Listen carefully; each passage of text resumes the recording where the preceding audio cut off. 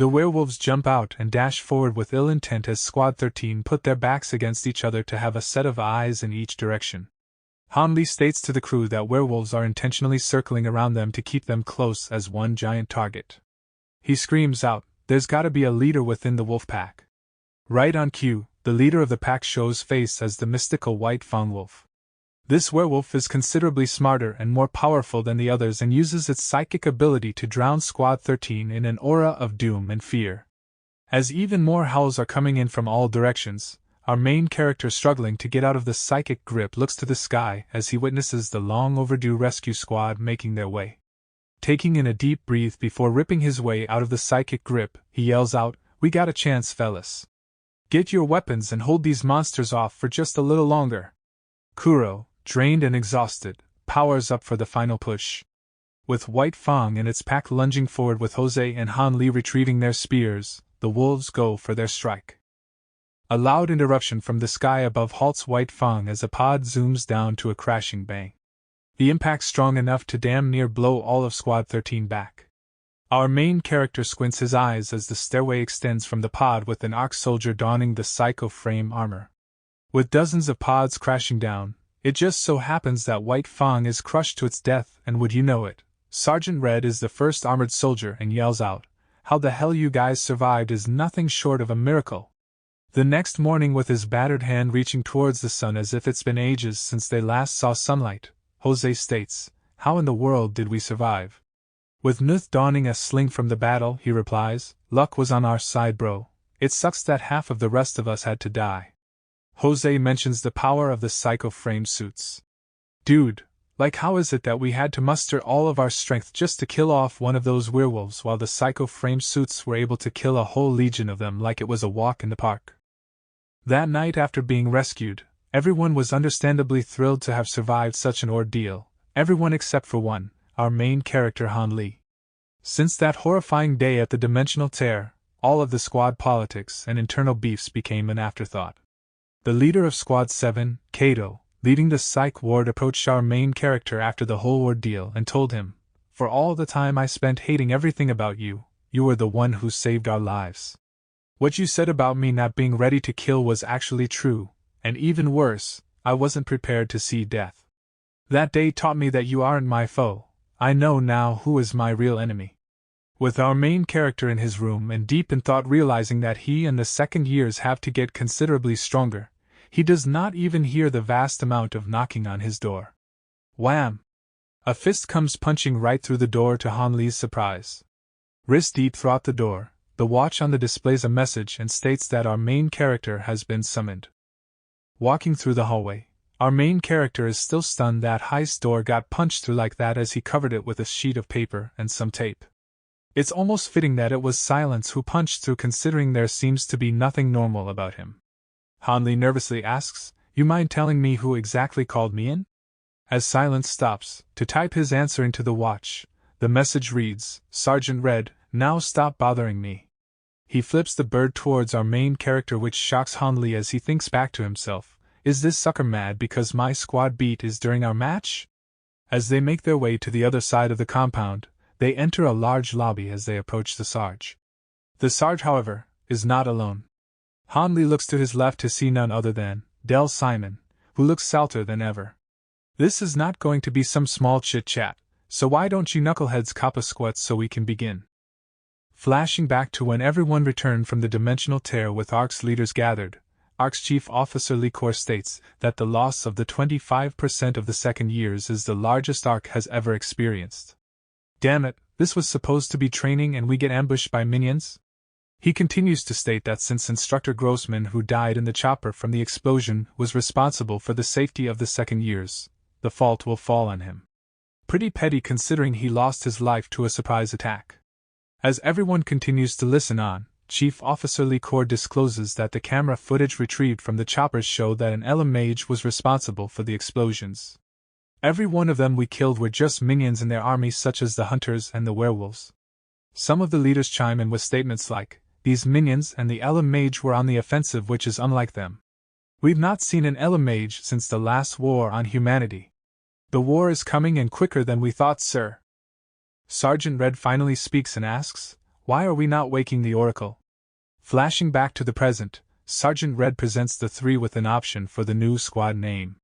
We have squad names that have used every letter except for W, so choose fellas, white or whiskey.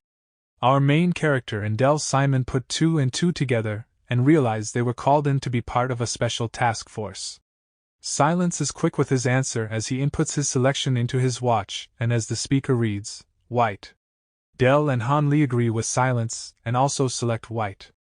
The Sarge takes in their opinions and declares that the squad name will be Whiskey. The three wondered why he would even ask if he was going to choose anyway. Sergeant Red states, since we have our squad name, let's go over our mission. Flashing back, as Lee Kor is answering Sergeant Red's question of why they are not waking the Oracle, Lee Kor asks back, sure we can use the Oracle now, but what if we need the Oracle for an even more devastating event where the insight would be worth more? The Sarge takes in the thought and counters, you're right, instead of using the Oracle now, let's put a task force together. Lee Kor surprised at the suggestion, the Sarge continues and declares, we get the info we need, by catching the mage and torturing them to a level they couldn't even imagine.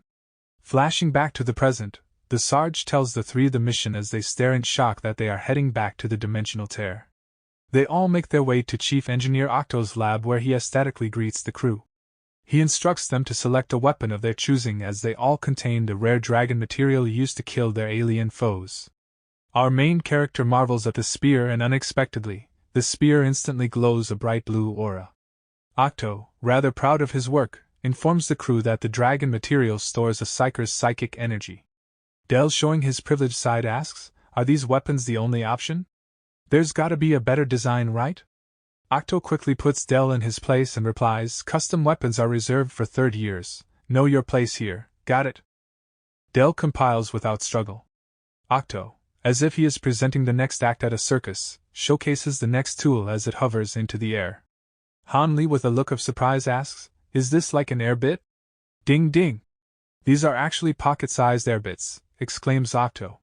Portable and lightweight, go get 'em guys. Our main character, suited and booted, understands the assignment as everyone makes their way to the chopper. And just like that, back at the site where so many of the second years lost their lives just days ago. As they land several miles from the dimensional tear, Sergeant Red informs the group that Operation Catching Wizard entails them capturing the mage alive and everyone returning safely. With the operation laid out in simple terms, the crew looks ready. Han Li looks ready. He flashes back to him asking the Sarge, why me? Why choose me over all the 3rd years who are more qualified for such an important mission? The Sarge replies, those 3rd years may have an edge over you in terms of overall ability, but in terms of a true leader, you've got something, kid. Your squad was the only squad to make it alive without a casualty, and you led many others outside your squad with wooden spears against alien threats. It's important to note that from a mental fortitude aspect, your mind is strong considering many who have returned from that day are dealing with serious psychological trauma. Everyone has a breaking point, but damn, I'm really starting to wonder if you have one, and that within itself is impressive. I chose you because you need the experience on the battlefield. Your growth is important to Arkansas. Han Li realized that is why he chose both he and Del. Del, on the other hand, he's flashing back to all the times he has witnessed our main character come out victorious with the odds stacked against him time and time again. He further thinks that he will show that he is the best cadet between himself, Silence, and Han Li by the time this operation concludes. Sergeant Red instructs that breaks will be taken 2 at a time. Han Li and Silence in one group, with Del and the Sarge on the other. As they set up shop by a barricade, the Sarge and Del are first on lookout duty as Han Li and Silence cop a squat for their break. Han Li looks over into the direction where all the chaos occurred as he thinks to himself, there might be a very slim chance that the bodies they weren't able to find could mean some may still be alive out there.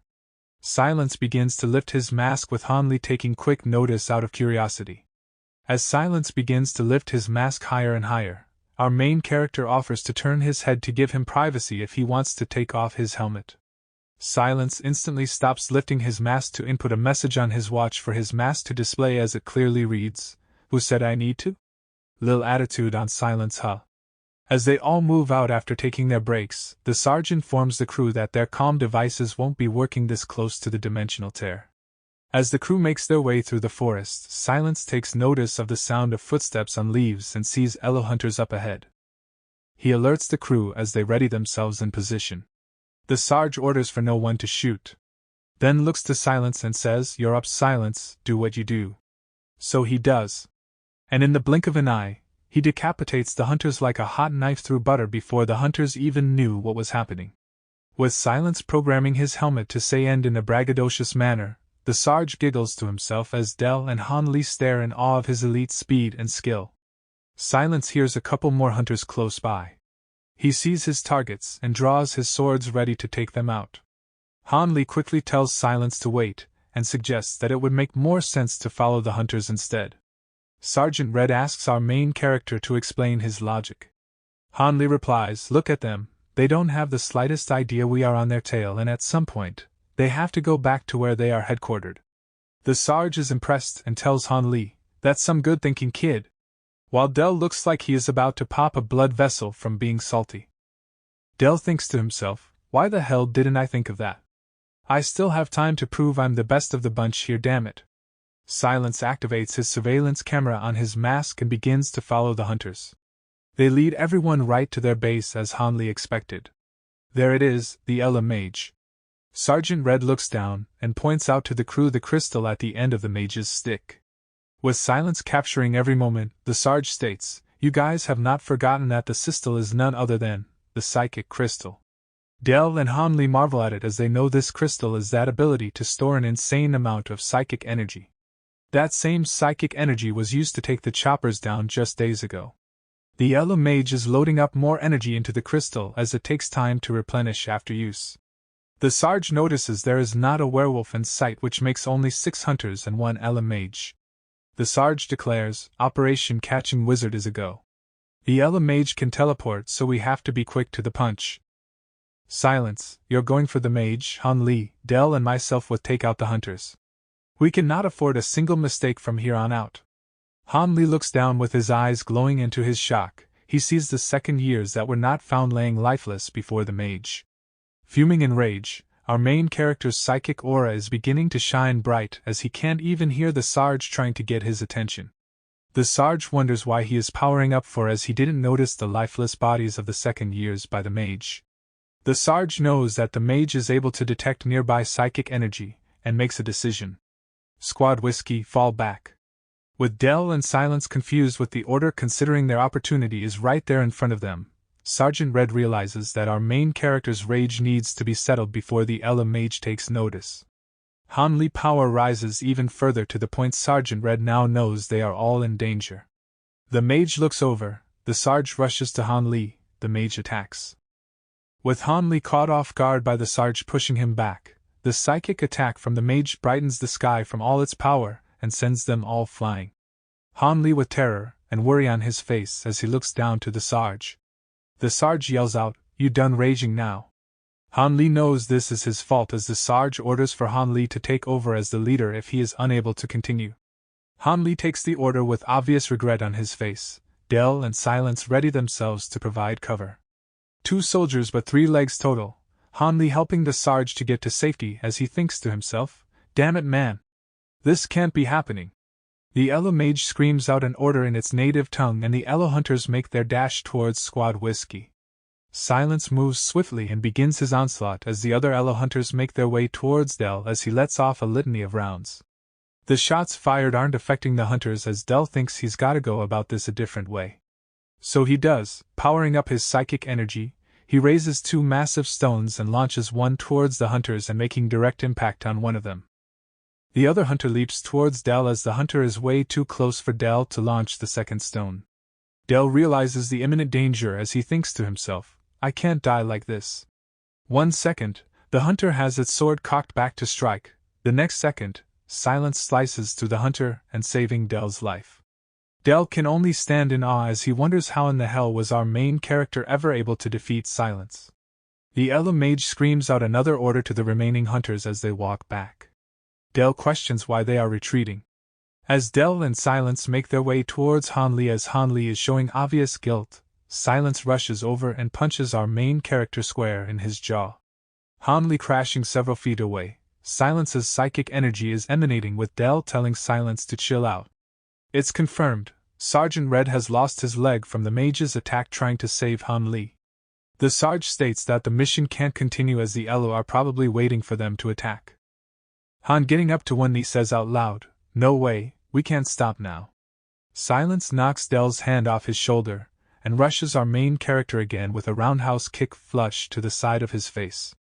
Dell grabs a hold of Silence and declares, "You've got every reason to be pissed at Han Li, but you strike one more time and I will get involved, got it?" Silence takes in the words and stands down begrudgingly.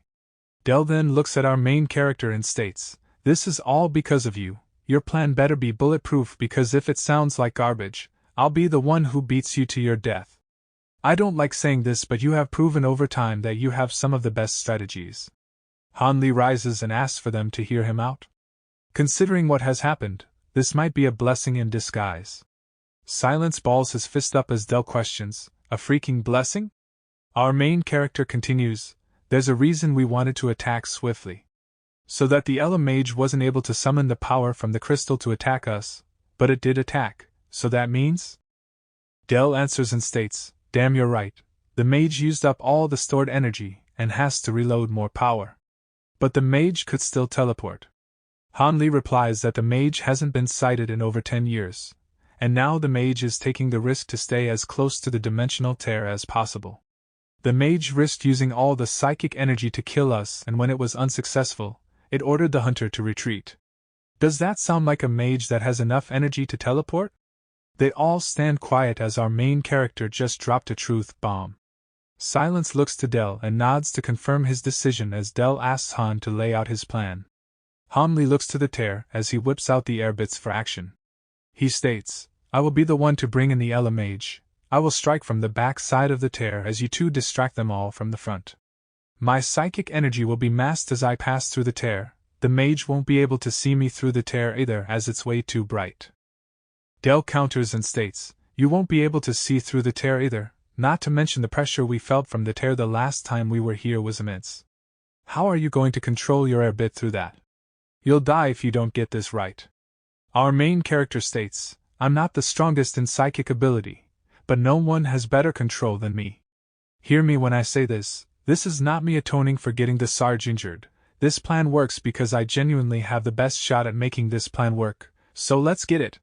Silence looks back to Dell as Dell states, "Han Li, for as calculated as he is man, I know now that him seeing the other second years laying dead in front of the Ela mage ticked him off. Even you, Silence, would have had to feel some type of way if you saw them." As the two look over the dimensional tear, Dell continues to say, "Han Li still managed to come up with a plan and keep his head level considering he knows he botched the first plan. It's impressive to say the least, and now I know why his Squad 13 will follow his lead to the end." Han Li approaches the tear and thinks to himself, "Everything looks right and my opportunity is here for the taking." As he gets rid of all the heavy equipment as he is readying himself, he has the miniature airbits at the ready as he looks down and thinks, "My death only exists today if I fail." Right on cue, the 15-minute mark hits and signals Dell and Silence to get a move on. Our main character takes action and launches the airbits before him and using his telekinesis to control them as he takes his leap of faith both literally and figuratively. Silence and Dell make a mad dash towards the Elo hunters to both kill them and distract the Ela mage. Dell, however, takes notice that there's a considerably larger amount of Elo hunters than there was previously. He thinks to himself, did the mage have more hunters on guard duty that were just summoned? Silence doesn't give a damn as he goes blazing in head first and gets to work. Dell follows suit and begins to fire rounds from his fully automatic weapon. With the hunter distracted from the gunfire, Silence slices right through the hunter before the hunter could strike Dell. With Silence's guard down for a second, Dell quickly aims down his sight and shoots a round flying right by Silence's face and killing an Elo hunter that was just about to strike from behind. Silence and Dell give each other a nod as they both just saved each other back to back in just a matter of seconds. Dell takes a second and thinks to himself that there is no way his first mission can end in failure, as he is actually rooting for Han Li to succeed. Meanwhile, our main character, deep into the dimensional tear, realizes, damn it! It's that same feeling from the dark aura before. The aura he is referring to is what is known as dragon fear, causing one to hallucinate and feel both horror and despair. The hallucination is so intense, Hanli takes matters into his own hands and bites down on his thumb till he breaks it, which activates his psychic energy further. He zooms forward right into the fear presented before him, knowing what needs to be done. Headshot dead. With Del winded and observing that there are only 2 more Elo hunters left, he sees the 2 stand before the Elo mage. He tells Silence that they are probably being ordered to protect the mage, and the chances of the hunters moving forward to attack them is slim. Del, knowing that, he decides to take fire from a distance as the mage quickly realizes the incoming attack and a flash of psychic energy emanates from its hands. The bullets make impact, yet it seems as if they hit a barrier right in front of the hunters. Del states that Elo mage is using its psychic energy to build a shield around itself and the hunters. Pretty formidable defense for any attack aimed in front of them. With a silhouette appearing behind the Elo mage through the dimensional tear, our main character comes flying through with a syringe at the ready. Wham! Hanli pounces on the Elo mage from behind as he yokes on its neck, causing both the hunters to turn back in fear and also their psychic barrier to fall. Silence knows the assignment well, and in a flash, he slices the hunters down before they can even feel the pain. Hanli takes his shot and stabs the Elo mage in the neck, yet the skin of the mage is considerably tougher than expected and does not penetrate. Hanli begins to panic as he knows the mage has the ability to teleport. The psychic energy shines from the mage as Hanli is pressing harder and harder into the neck. The Elo mage begins to slowly teleport away as Hanli freaks out and puts all his strength into his stab. A massive light shines bright, and as it dims, Hanli looks down into his arms as he realizes that the puncture went through and the Elo mage lays unconscious in his arms. Most importantly, alive. Bright and early the next day at Ark's compound, Hanli with a look of disturbance and guilt as he stares at Sergeant Red typing away in his hospital bed with his lower leg gone. You going to keep staring at me all sad and emotional all day? Take it easy, Hanli, there's something called a prosthetic leg, ever heard of it? The Sarge asks sarcastically. He continues and says, I'm going to be getting disability checks and can officially retire, man, so relax and stop feeling so damn sorry. As he shuts his laptop, the Sarge lets Hanli know that his choice to proceed with the mission was the right call to make, considering they were able to capture the mage, because if not, then his loss of his limb would have been for nothing. The mage, completely restrained, Hanli asks how exactly are they supposed to get information out of an alien who doesn't speak their language. Sergeant Red informs our main character that the only psyker in the world who has the power of telepathy is here at Arkansas. Silence approaches by the doorway and notices Hanli in the room with the Sarge and begins to walk back to give them their privacy, as the Sarge tells him to come on in. Silence puts in a message into his watch which displays the question, "How are doing, sir?"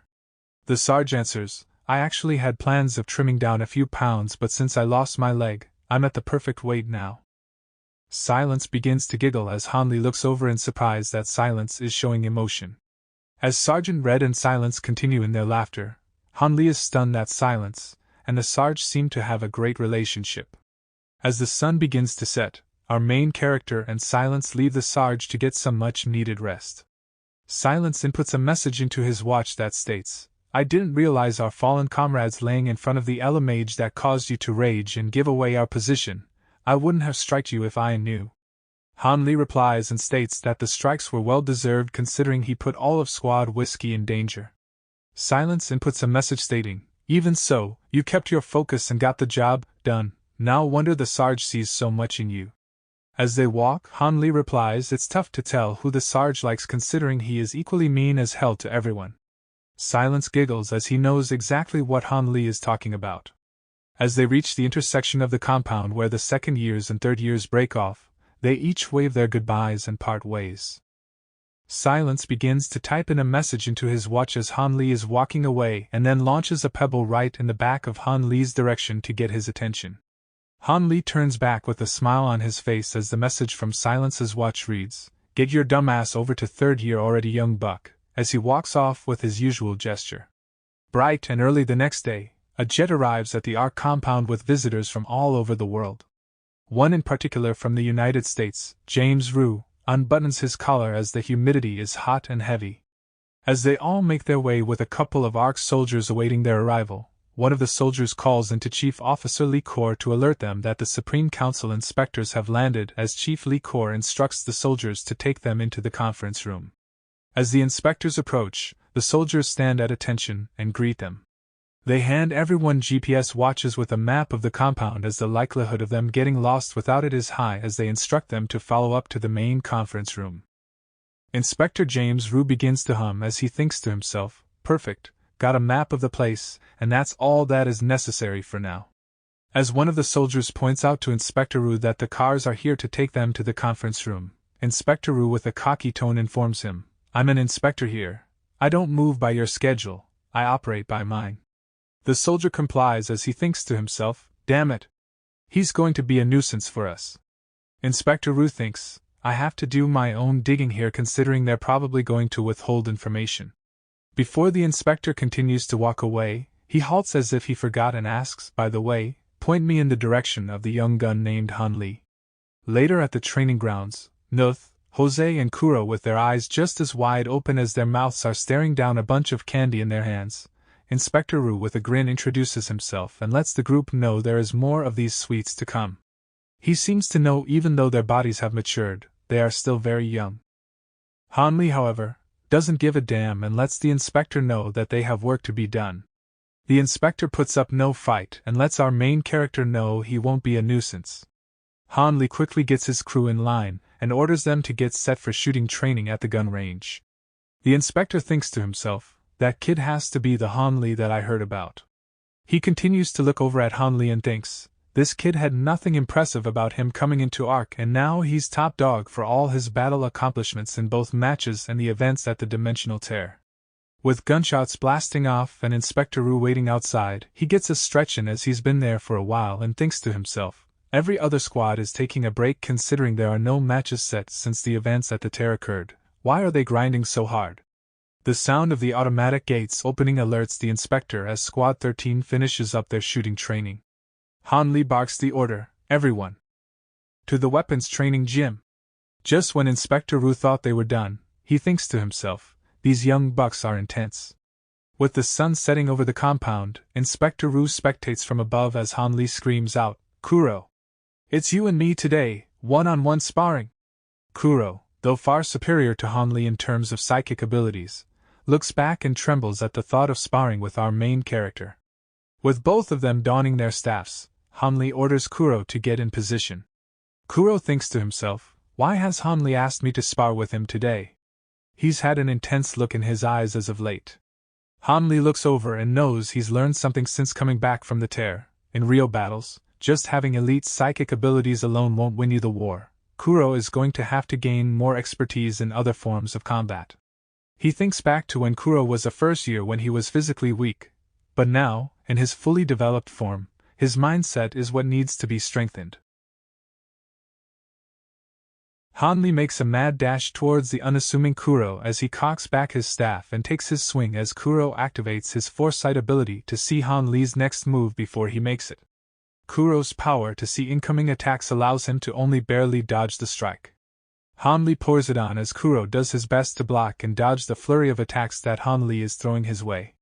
Kuro's foresight is for nothing with such a barrage as he thinks to himself, I'm already gassed out. Han Li sees his opening and knocks Kuro off balance, and puts his weapon to Kuro's jaw as he proclaims, your foresight won't mean much if you have no offense to slow me down. Our main character takes a step back and orders Kuro to attack him. Kuro, catching his breath as he stares off with nervousness, he closes his eyes tight and takes a stab towards Han Li. Our main character sees the incoming attack a mile away and knocks Kuro's staff right out of his hands, leaving him wide open. With his confidence as low as his head is tilted, he apologizes for his failure. Han Li replies, we'll do it again, but now, put everything you got to attack me. Kuro is flabbergasted as Nuth and Jose look back in fear considering they all know Kuro's incredible power. With the two staring down at each other, Kuro doesn't know what to make of the situation, so Han Li clears it up. With his psychic aura glowing around him and his eyes shining bright, he states, I'm putting everything I got to come at you, I suggest you do the same, my friend. Nuth and Jose know that if it's just based on physical fighting ability, Han Li would mop the floor with him, but with psychic abilities included, well, Who knows who walks out with their hand raised? Han Li lightens up the mood and asks, "You're not concerned you're going to hurt me now, Kuro, huh?" Kuro takes a deep exhale as he tells Han Li, "I don't know why you're putting me in this situation, but I know there's a method to your madness." With the whole gymnasium shaking with Nuth and Jose looking real nervous, Kuro powers up and states, "For you, Han Li, I'll fulfill your request." Flashing back, Han Li enters Instructor Chen's office as the instructor hands our main character a cup of delicious oolong tea. Han Li absolutely loves it as he says his thanks. Instructor Chen thinks to himself that it is refreshing to see Han Li act bashful and his age for once. Our main character tells Instructor Chen the reason he is there is because he needs help in dealing with Kuro. Instructor Chen asks Han Li to explain further. Han Li points out that Kuro lacks that dog in him when it comes to attacking. He worries that in real battle, Kuro may end up dying because of it. Instructor Chen replies there is something called emotional distance that people have depending on their weapon. Han Li looks in confusion as Instructor Chen explains further. The emotional distance is almost like resisting an attack against another. Think of it like this: even a trained killer does not find it easy to kill someone with their bare hands, and yet, your average Joe can kill many with a bomb drone without feeling a thing. Kuro needs something to kill for, beyond just being ordered to. Think back to when he was a first year, and he displayed his power to attack because of his trust in you. You have to get that out of him, Han Li. Back to the present, with Han Li undoing his jacket, he thinks to himself of the message Instructor Chen gave him. Jose states, Kuro is either at 0 or a 100 man. Nuth suggests that maybe they should stop this before Kuro unleashes his devastating power to a point of no return. With Inspector Rue looking on, he thinks to himself, wow. So that's what a Class A psyker looks like. With Han Li staring on in amazement, he isn't surprised at how great Kuro can actually be. Jose and Nuth discuss how Han Li won't be able to dodge the incoming spears considering Kuro will use his foresight to see his next moves. Kuro uses his telekinesis and launches the spears towards Han Li as our main character also activates his psychic energy and catches the spear before it can land. Han Li thinks to himself, I could have thrown that harder with my bare hands compared to him launching it with telekinesis. Nuth suggests, catch the spear instead of dodging it. I thought of the same thing. Jose replies, dude, you're not catching that if your life depended on it, so chill out. Han Li smirking as he questions Kuro, you have all those spears to launch and you only send one my way? Let's not waste time and turn this up a notch, bro. Kuro still shows a bit of restraint, as Han Li looks over and yells out, at some point, bro, you're going to have to use the spear in your hand to fight me, man. Let's see what you got. Han Li dashes towards Kuro as Kuro launches multiple spears at our main character. Han Li bobs and weaves as he knocks down the incoming spears, getting closer.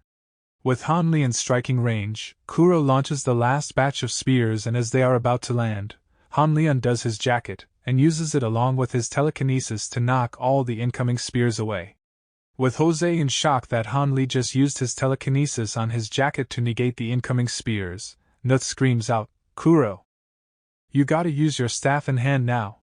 With Han Li getting closer, it's now or never for Kuro to attack, so he does. The result, Han Li swings his spear and breaks Kuro's spear in half as he is now face to face. With his finger cocked back, he flicks Kuro right on the forehead and says, gotcha.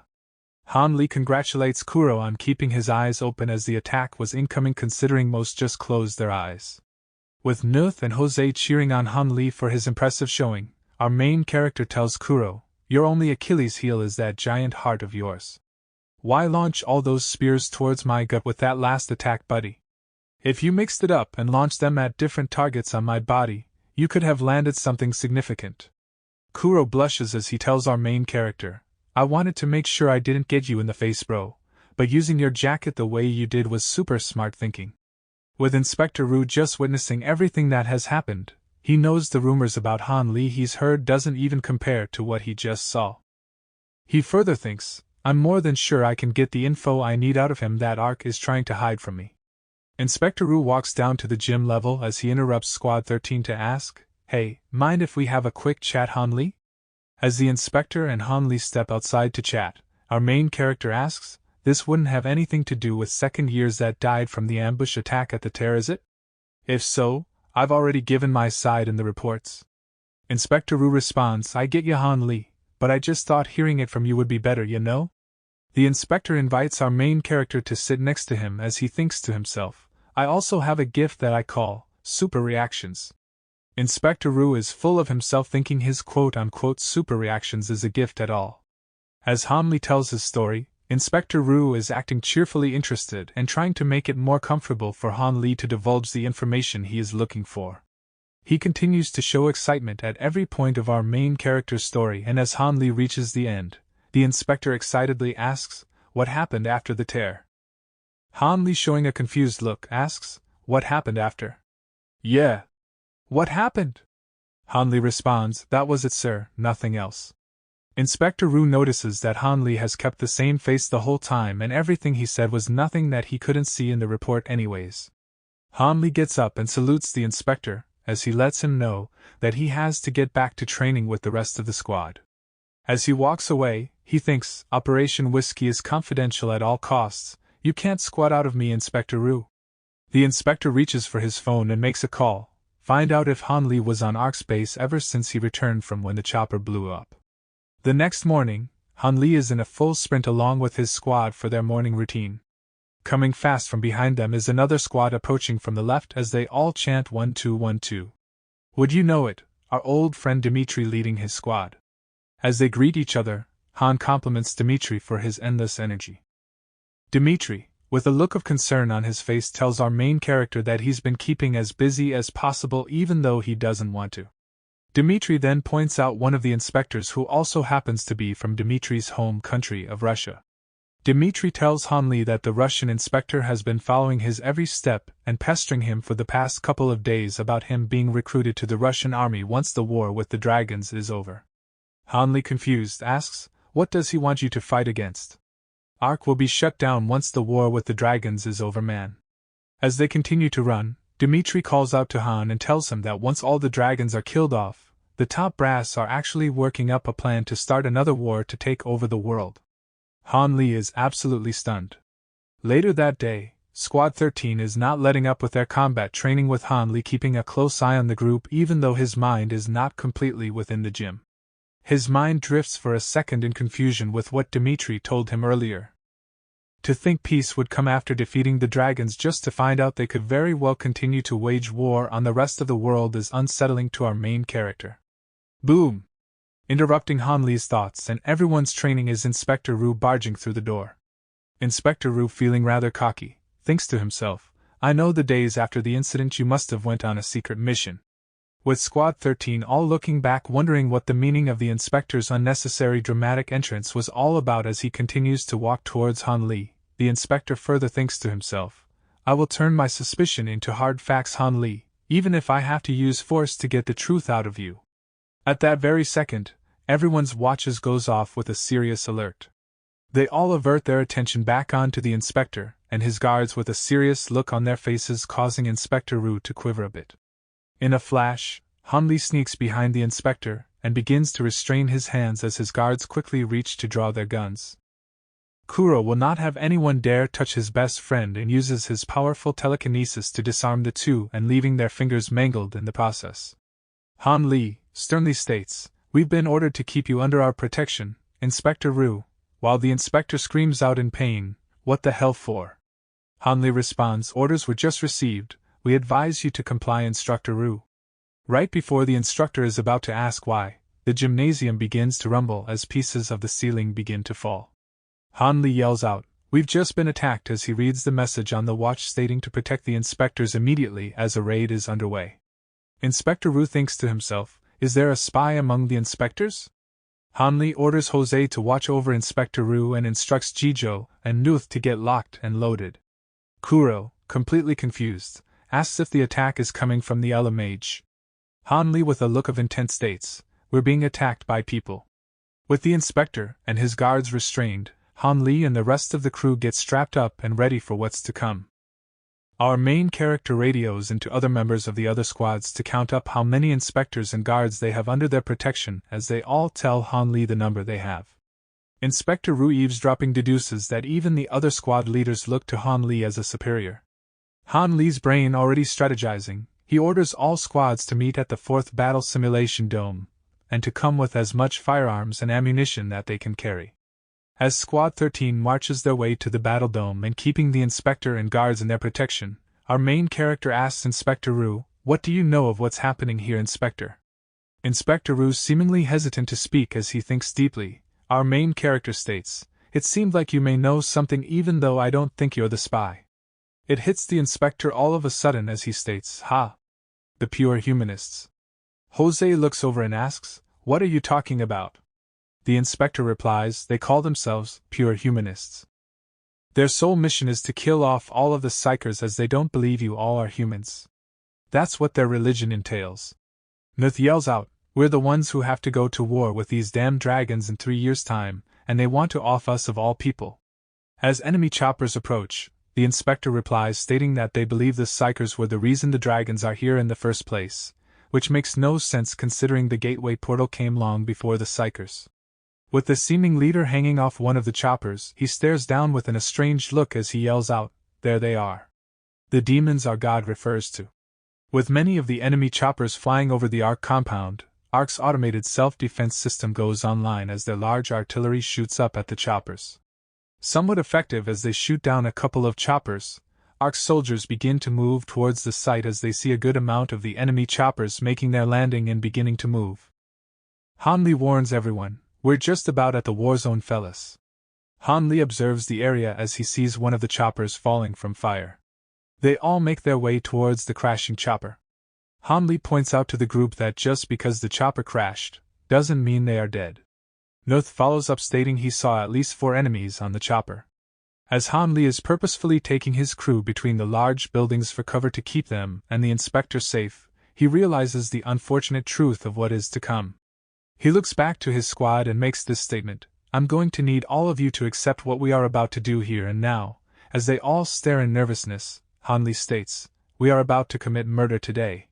Ark's soldiers shooting down the invasive enemies and taking them out one by one, the seeming leader wearing the white hood lifts one of his fallen comrades and uses him as a shield as begins to fire back and takes out one of the ally soldiers. With the same estranged look in his eye he declares, "Earth does not have room for you demons here." Inspector Rue takes a look around at the Squad 13 members and deduces that most of them aren't ready to kill, except for our main character and Nuth, who appears ready for the task at hand. He thinks to himself as the two make their way towards the battleground, that the pure humanists are ex-military. Though they have no psychic power, they are very well experienced in taking lives. Inspector Rue quite literally has a trick up his sleeve. As our main character and Nuth make their way, Hanli asks Nuth if he is up to the challenge that lies ahead. Nuth replies, "I've hunted deer in my life before coming to Ark, so I will treat them all the same knowing they will kill us without hesitation." Hanli has a hunting flashback of his past before Arkansas. Being chased in South Korea in pouring rain as the person behind him screaming at him, "Stop now, you scumbag." Every step drowning his feet and shoes in water as Hanli just committed theft with a sack full of apples and the man behind him gaining ground on him. With railroad tracks up ahead signaling an incoming train, Hanli sees his opportunity to run through the tracks and hopefully the train stopping the man chasing him in time. Halfway over crossing the tracks, Hanli gets yoked up by his hoodie with the man enraged and the incoming lights getting closer. At the last second, our main character manages to spin around and kick the man square in the face with enough impact to have him release his grip, but unfortunately being killed and run over by the runaway train. Hanli on the ground with the apples scattered across and the man's arm lying before him separated from his body, Hanli, at the mere age of 10 realizes he just committed a murder for a bag of apples. Back to the present, Hanli and Nuth approach the site of a fallen chopper. Hanli signals Nuth to halt. They're standing right before the corner of the building. Hanli grabs one of the mini air bits as he can see a shadow cast from right around the corner. With the floating arc jacket raised through the opening, a litany of rounds pierce through the jacket. A pure humanist soldier looks off in confusion as Nuth has gained upper ground on the enemy. Our main character wisely had the air bit float the jacket as a decoy as Nuth takes fire and shoots down the foe. With another soldier on the opposite corner taking notice, he takes aim at Nuth before a bullet pierces right through his head from one side to other as Hanli puts down the enemy. Nuth looking down and unfortunately realizing he only wounded the soldier, he knows that he needs to finish the job. With the enemy looking up in fear and Nuth panicking with his eyes closed tight, he remembers from training to always have his eyes open and makes direct eye contact right before he unleashes fire and finishes him off. Han-Li calling to Nuth in a somber tone, Nuth tells Han-Li that he is okay to continue. Meanwhile, the rest of Squad 13 watching over the inspector and the two restrained guards, it's clear to see Kuro's body trembling in anticipation for what may come. Inspector Ru takes notice and realizes that Kuro, even though he is armed, would pretty much be useless considering how on edge he seems to be. He also notices he is staring into one direction, which gives the inspector the opportunity to cut through the ropes with Kuro's eyes being averted elsewhere. Inspector Ru hears Kuro panicking as he states, I'm sure they are coming our way. With a manic look, Kuro states, I can't believe we're going to have to kill for real. Inspector Ru hears a sound from around the corner, and sure enough, a humanist soldier pops from around it with his gun drawn. Kuro yells out, Get down! With Jose and Jijo seemingly unprepared, Inspector Ru moves swiftly as multiple shots hit the soldier, and would you know it, Inspector Ru is the one with the gun in hand. Kuro staring down, realizing that his gun was taken from his hand. It's clear Inspector Ru knows a thing or two. With the inspector's guard for a quick second, Kuro spots an enemy through a window and quickly uses his telekinesis to protect Inspector Ru from the shots fired his way. The inspector takes no time to aim and shoot down the enemy. The inspector asks Kuro if he can foresee any more intruders incoming, as Kuro nervously answers no. The inspector states, You're terrible with a gun, but damn it, those psychic abilities of yours is unbelievable. Our main character and Nuth sprinting back as they ask if everyone is okay. Inspector Ru tosses the firearm back to Kuro and states while raising his hands, Okay Han-Li, you got a plan to get us out of all this? Han-Li stares firmly as he gives a nod indicating he's got a plan. With more of the enemy soldiers approaching the compound, they let off a massive explosion. With enemies waiting for the fire to die down as the leader looks on with anticipation, the dust settles and reveals that they just blew the doors to one of the main protected entrances. The leader of the pure humanists cocks his gun and orders his crew, Let's exterminate these parasites. Ark will no longer deceive us humans of the dragons coming back to attack our world.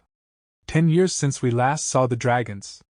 We know Ark is training the Psychers to do one thing and one thing only, dominate the human population.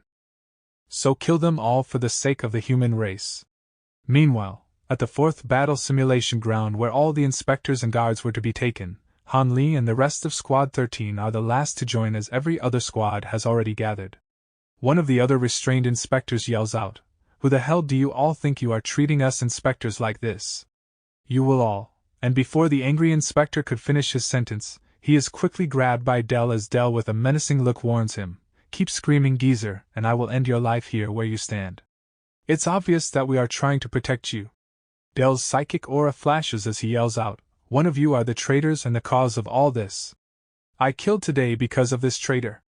You don't know the rage that burns inside me right now. The inspector, knees trembling and on the verge of peeing himself, Del turns back to hear Han-Li ordering him to stop. Del, you know we're responsible for protecting them, man. Calm down. Del releases his grip as he stares at our main character in annoyance, and walks off. Jose thinks to himself, Del, the famous psyker prodigy, just took an order from Han-Li? Over at the first year's training grounds, where a ton of commotion can be heard from outside the building, there's another battle taking place, or at least the end of one, with Instructor Chen squeezing the life of one of the humanist soldiers. Showing obvious fatigue, he drops the last of the remaining 6 soldiers who came in, guns blazing and injuring him. The first-year kids in the back and seemingly traumatized as they see their fearless instructor in writhing pain, Instructor Chen radios in and calls out Han-Li. Han-Li along with some of the other first-years make a mad dash towards Instructor Chen as Han-Li realizes the pure humanists are trying to kill off all the young psychers. Instructor Chen radios in again and states the other group of enemy soldiers are making their way towards the shelter and wants Han-Li and the rest to intercept them. Our main character and his crew know that the only ones in the shelter are first-year children and maybe 1 or 2 instructors. They know they have to move quickly. Over at the shelter, bullets fly from the firearms of the enemy soldiers and kill one of the first-year instructors. The leader of the pure humanists shows a look of annoyance as he notices that the shelter is constructed like a labyrinth maze.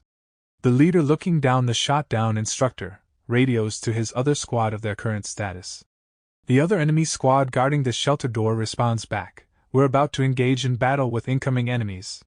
With Han Li and his crew nearing the enemy squad, he alerts the crew that they need to take them out as quickly as possible to get to the first years. Han Li looks to Del and asks, "You think you can block all the incoming fire?" Del powers up and states, "I'll do better than that, you all fire on my mark." As Del rushes forward, Han Li instructs the crew to follow behind Del and wait for the signal. Del nearing the enemies as they begin to let off rounds, Del puts up a force field to block the incoming bullets and protect the crew. Del signals for everyone to fire as he unleashes his bright aura onto the enemies and completely blinding them as they are completely taken off guard at such power. Han Li and the rest return fire and take out the enemies in quick fashion. With only one more enemy soldier still breathing, he yells out, "You mutant trash! All of you will meet your fate!" In a flash, a bullet flies through the soldier's head with the muzzle of Nutha's gun smoking hot as he yells out, "You're the trash here!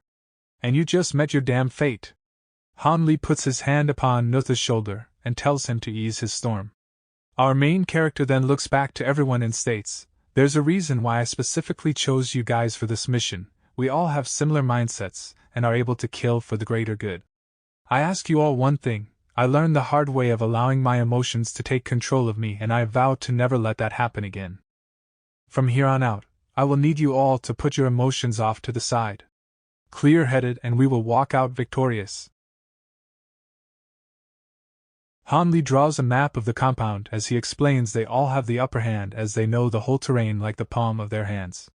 Han Li instructs every squad leader to get their squads and respective inspectors the matching numbers on the map. As all the squads begin marching to their designated locations, Dmitri takes a second to turn back and call out to our main character rather quietly. He asks, "My second in command will lead my squad to their location, but I need to handle something rather important if that is okay with you." Han Li has great respect and trust in Dmitri and lets him know to go on and handle what he needs to. Over at the psychiatry ward, Dmitri walks into a bloodbath and is not particularly excited as to what he is witnessing. "Hey man! What the hell are you doing here?" The same third year who Dmitri challenged and was defeated by turns back to see Dmitri calling him out. Dmitri states, "You know these people you just killed, including the man that you are holding, is on our side, don't you?" The third year looks back and states, "Ark? On our side? That's a damn joke. As a third year, we're in actual real missions, not some training simulations. The things I've seen and the paralyzing fear and hopelessness I've been through on these missions were unimaginable. Thoughts running through my head knowing we don't stand a chance." Dmitri looks on and immediately thinks to himself that this guy is an obvious victim of the menacing dragon fear. As the third year releases his grip on the ARC member, he walks up to Dmitri and declares that they are all pawns in ARC's master plan. Once they've destroyed us mentally from these missions, they put us back into the lab and dose us with more and more drugs to take control of our minds. As Dmitri looks and hears the third year continue to say that ARC along with the government have their own plans to control them and that there is no point fighting this war, Dmitri can't help but to chuckle. The expression on his face changes quickly as he drops his firearm and begins to undo his jacket as he states, "I don't have any love for ARC either, but what I do have is a family back home to protect."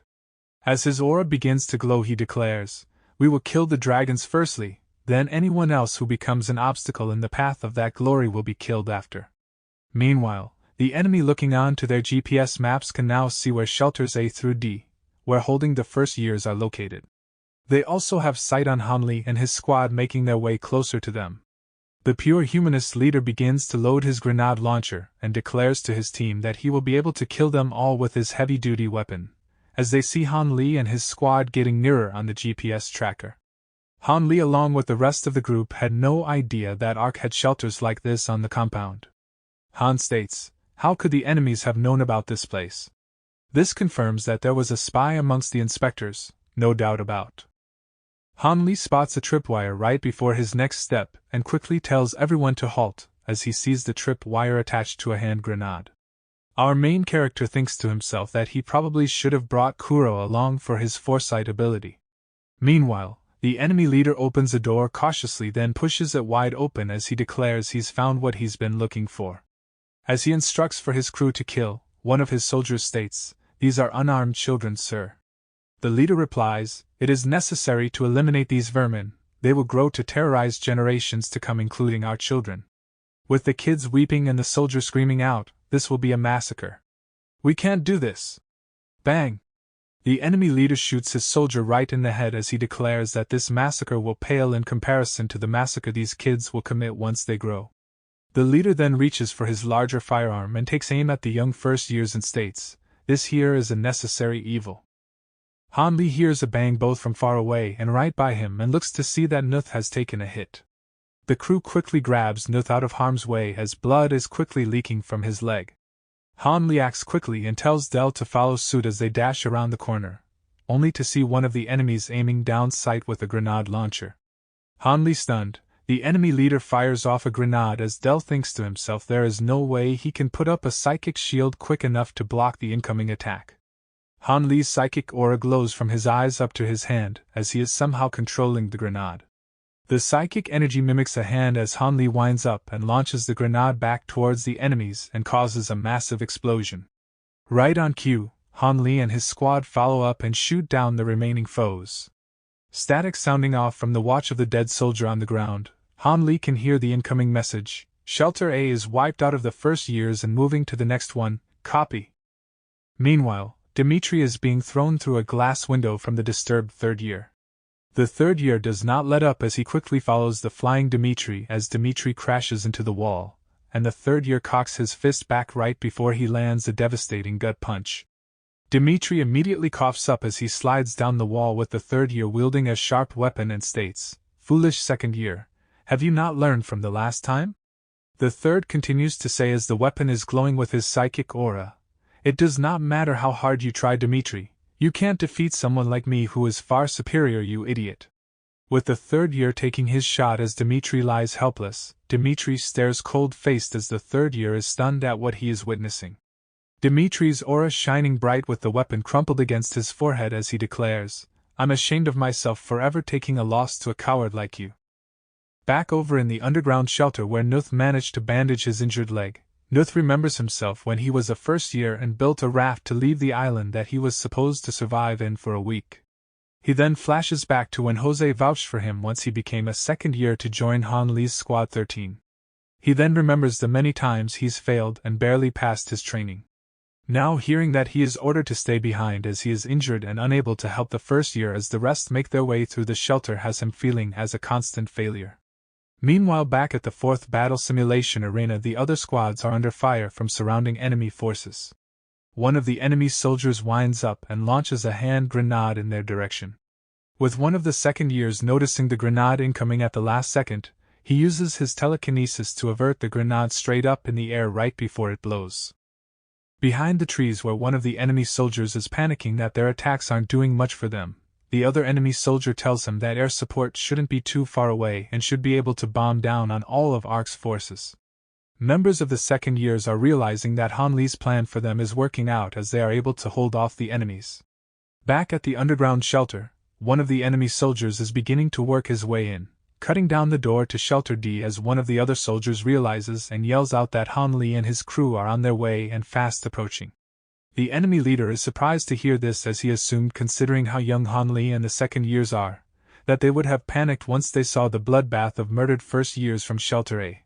Han Li and the crew are sprinting towards the enemy as quickly as they can as Han Li looks down at the enemy GPS he took off the dead soldier, and realizes they are right by the enemy and orders everyone to halt once again.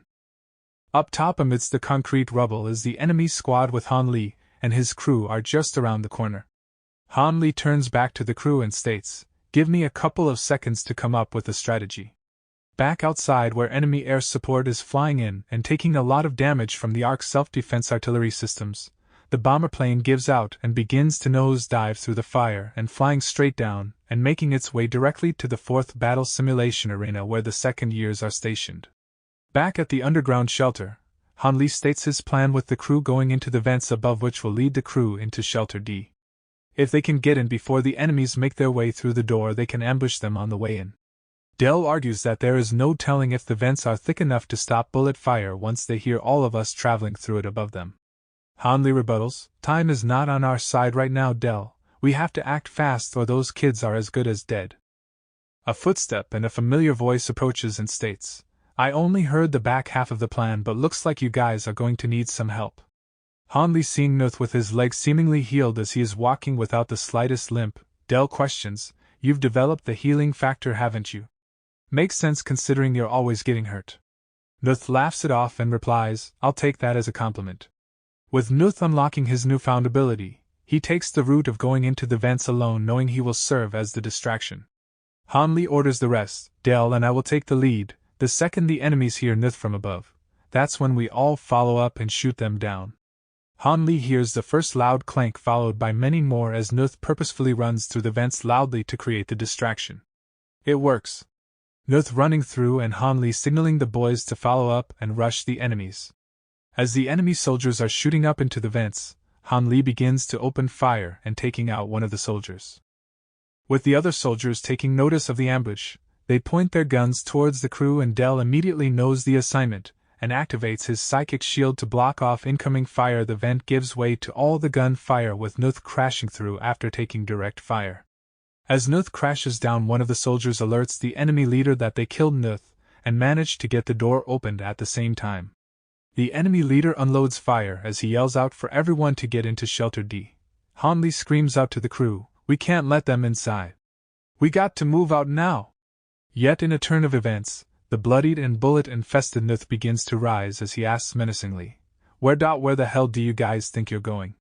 Han and Del along with the enemy soldiers stare in disbelief as Nuth's psychic green aura is glowing bright. He again states, I asked you all a question, you know how embarrassed I felt always getting injured, and you guys further that by shooting me down? Ha! I can heal from anything. He raises his gun and cocks it back. Meanwhile outside, the bomber plane is getting closer and closer to impact as Kuro's foresight hits him harder than ever before. His eyes glow red and his premonition begins as he can see the bomber plane getting closer and releasing multiple missiles to rain down upon them. Kuro looks up and thinks to himself, I'm glad you are not here, Han Li. You are the last person that needs to die here today.